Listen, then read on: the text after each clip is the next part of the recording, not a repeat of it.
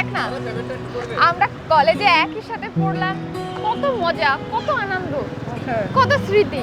কিন্তু তিনজনের সাবজেক্ট একই হওয়ার পরেও তিনজনের দিক নির্ণয় আলাদা আলাদা হয়ে গেল। একদম। তুই তো তোর বাবার মুদি দোকান নিয়ে এখন ব্যস্ত হয়ে গেলি, আর আমি সোশ্যাল মিডিয়া ইনফ্লুয়েন্সার হয়ে গেলাম, আর তুই তো তোর বাবার কাপড়ের ব্যবসা নিয়েই ব্যস্ত।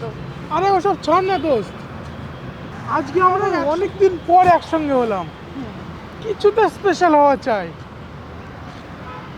হ্যাঁ রে, ব্যবসা আর সংসার নিয়ে না বন্ধুত্বটাই যেন ভুলে গিয়েছি। এক কাজ করি, চল আশেপাশে কোনো ভালো রেস্টুরেন্টে যাই, আগে কিছু খাই। হ্যাঁ ঠিক বলেছিস, চল। একই আকাশ আলাদা পথ, তবু ছায়াটা পাশাপাশি,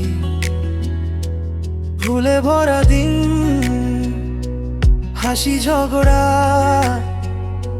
আমার তো পেটে ইঁদুর দৌড়াচ্ছে।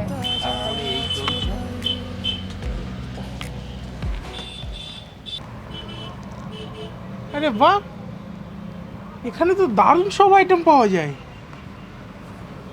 মটন, চিকেন, ফিশ, সব কিছু। আরে হ্যাঁ, সত্যিই দারুণ দারুণ আইটেম আছে এখানে। হ্যাঁ হ্যাঁ, আমাকে দে। দেখ ভালো ভালো আইটেম সব। হ্যাঁ, ফিশেরও কত ভালো ভালো আইটেম আছে দেখ।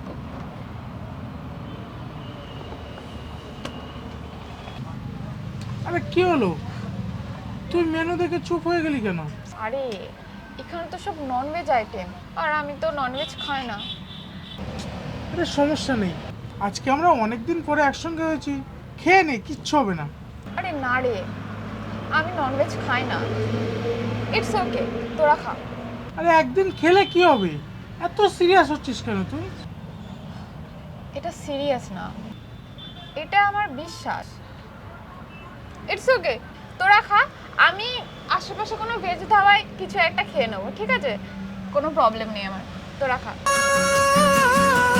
বন্ধু মানে শুধু সাথে থাকা নয়, ঝড়ে পাশে দাঁড়িয়ে যাওয়া। দেখ আমরা এখন সবাই একসঙ্গে চা খাচ্ছি, কত ভালো লাগছে। আর তখন তুই একা আলাদা খেলি, ব্যাপারটা ঠিক ভালো লাগলো না। বন্ধুত্ব মানে তো সবার পছন্দ এক হওয়া নয়। তোদের যা ভালো লেগেছে তোরা তাই খেয়েছিস, আর আমার যা ভালো লেগেছে আমি তাই খেয়েছি। আর তোরা ননভেজ খেয়েছিস, তাতে তো আমার কোনো প্রবলেম নেই।